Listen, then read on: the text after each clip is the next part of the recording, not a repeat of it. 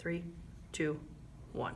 Okay, so we pick up with the Congress of Vienna in Unit 3. That was, of course, was led by Prince Clemens von Metternich of Austria, who wanted the Concert of Europe. This is not a singing concert, but a group of people when they get together to sort out their problems instead of fighting about them. We don't want France to become powerful again, but we want France to exist because we can't exist without them. This also starts nationalism, though, where people are proud of their country. That's that Olympic USA feeling, where everybody thought that their country was the best. This is going to cause us problems later. But conservatism is the word of the day, even though nationalism and that other one comes into power as well. We have some theories going on that will balance out the rest of the unit, Malthus and Ricardo, with population and food. The more population we have, the food goes down. It makes sense. England is trying to keep conservatives in power, and so they go through a lot of different things. The Six Acts, which tells who gets to vote and who doesn't. The Peterloo Massacre, when people speak out against the government. The People's Charter, which leads to Chartism, which is kind of like a union, especially this happens in Wales. Germany is having student rebellions, and so we get the Carlsbad Decree to stop any student government groups and to not allow professors to teach in a certain way. Italy is trying to unite because Italy is a whole bunch of city-states. So we have the Carbonari, starting with the Young Italy movement. This is the youth of Italy trying to come together under a nationalism idea. All of these are about nationalism. In France, we're trying to figure out what's going on in France. We have the July monarchy because we bring back a king. And who is he? The nephew of Louis XVI, because that's really smart. And we get the Second Republic, which doesn't work. So we bring in Napoleon again, which doesn't work because he has the little bourgeoisie, and they don't like that because that's the wealthy people coming to power again. And we get the Third Republic because France is a mess. Meanwhile, we've got two writers, Marx and Engels, in 1848, writing the Communist Manifesto, which also leads then to anarchists, people who say there should be no government and we should all just be in charge of ourselves. We also get the proletariat, which is the working class people who should rise up and take over everything, and they should be in charge of things. This is hugely impactful because this is going to allow us to come to the Russian Revolution in 1917. Meanwhile, the people in the Slavic nations think that they should be their own leader. Why? Nationalism. We have the Sepoy Rebellion in dang it, somewhere with Britain.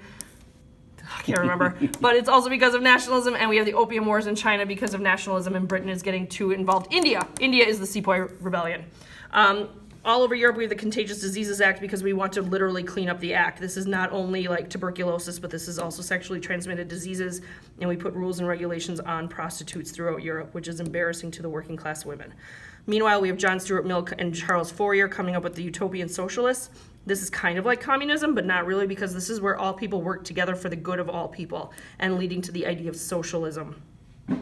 But the Crimean War starts off a whole bunch of nationalistic movements. This wasn't a big war, but it made people realize we need to fight for our own country. And so we have the Italian unification led by Camillo Cavour, Victor Emmanuel II, who becomes the first king of a unified Italy, and Garibaldi, who worked with nationalism to bring in European or Italian independence. We also have nationalism at play in Russia, because we've got Bismarck using blood and iron and realpolitik to win his wars that he planned out on his own.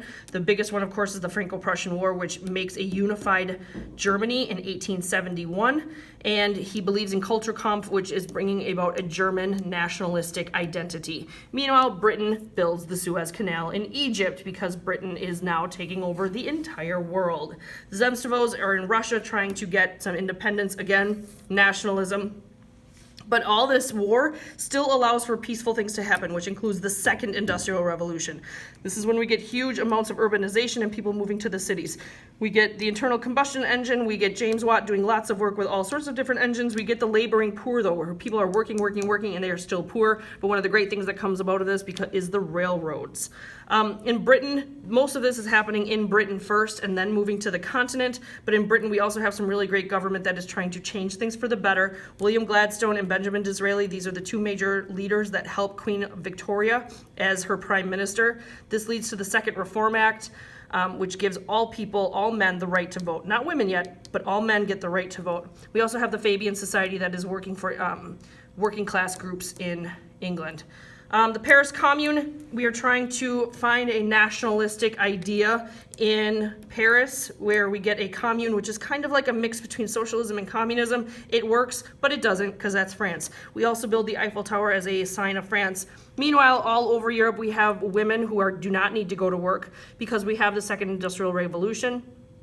The cult of domesticity says that women should stay home and be happy raising the babies and taking care of house and being do-gooder church women, and it leads to separate spheres for men and women, that they do not work together anymore. And this is the complete and total end of the cottage system. Meanwhile, Impressionists